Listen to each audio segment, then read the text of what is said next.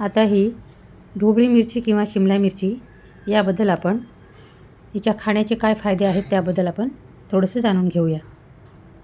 ढोबळी मिरची ही आरोग्यासाठी अत्यंत गुणकारी आहे.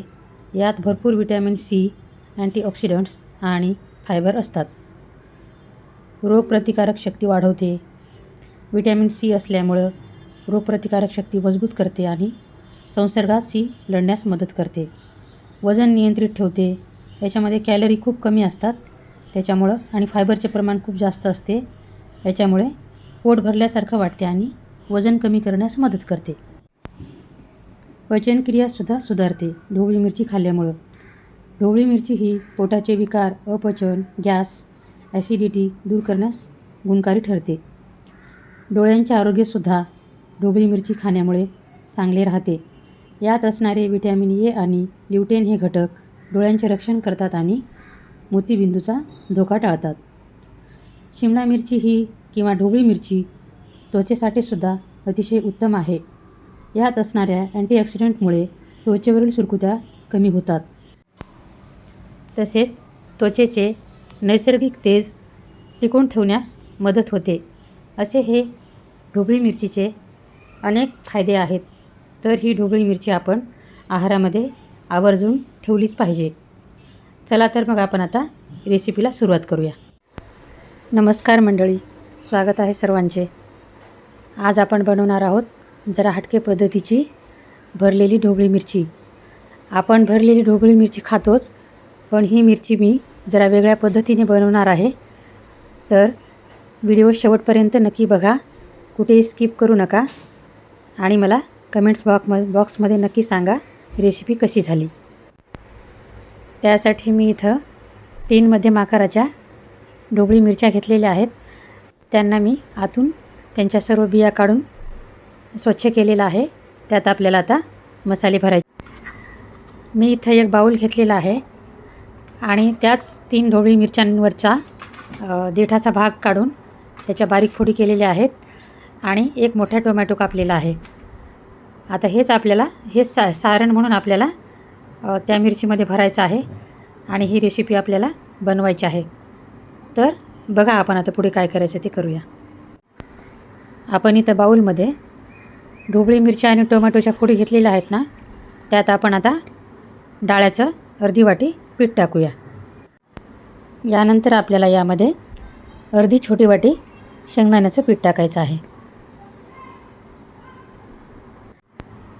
डाळ आणि शेंगदाण्याच्या पिठानंतर आपल्याला यात आता 1 चमचा मिरची पावडर टाकून घ्यायचा आहे. मिरची पावडरच्या नंतर आपल्याला यात 1 चमचा मीठ टाकून घ्यायचं आहे. डाळ्याचं पीठ, शेंगदाण्याचं पीठ, मिरची पावडर आणि मीठ टाकल्याच्यानंतर आपल्याला अर्धा चमचा हळद टाकून घेतलेली आहे आपण. हळद टाकल्याच्यानंतर आपल्याला यात अर्धा चमचा गरम मसाला टाकून घ्यायचा आहे. तो आपण टाकलेला आहे. आता आपल्याला हे सर्व साहित्य चांगल्या प्रकारे मिक्स करून घ्यायचं आहे. आपण जे डाळ्याचं पीठ टाकले ना, त्या पिठामुळे ह्या मिक्सचरला चांगल्या प्रकारे बाइंडिंग येईल. हे सर्व साहित्य मिक्स केल्याच्यानंतर आपल्याला यात अर्धा चमचा तेल टाकायचं आहे. मिक्सर तर छान बाइंड झालेला आहे, पण तेलामुळं काय होईल, थोडंसं सुटसुटीत होईल आणि छान लागेल. आता हे सारण ढोबळ्या मिरचीमध्ये भरण्यासाठी पूर्णपणे तयार आहे. मी आता या मिरच्यांमध्ये मसाला भरत आहे. कुठलाही तामझाम न करता अत्यंत साध्या पद्धतीने, अत्यंत कमी वेळात आणि जे आहे तेच साहित्य वापरून मी ही ढोबळी भरलेली मिरची तयार करत आहे. तुम्ही अशी मिरची कधी तयार केली का ते मला नक्की सांगा. ट्राय केली असेल तर कशी झाली होती ते पण सांगा. मी इथं गॅसवर कढई ठेवलेली आहे आणि त्यात 1 डाव तेल टाकून घेतलेलं आहे. तेल छान गरम झालं आहे आपलं. आता आपण अर्धा चमचा जिरे टाकून घेणार आहोत.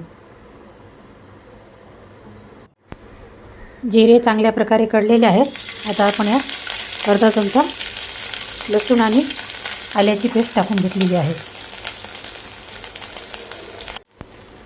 आता आपल्याला जिरे, आले लसणाची पेस्ट चांगल्या प्रकारे थोडी लालसर होईपर्यंत परतून घ्यायचे आहे. यानंतर मी यात पाऊण चमचा हिंग टाकत आहे. आपल्याला हिंग पण चांगल्या प्रकारे फोडणीमध्ये परतून घ्यायचा आहे.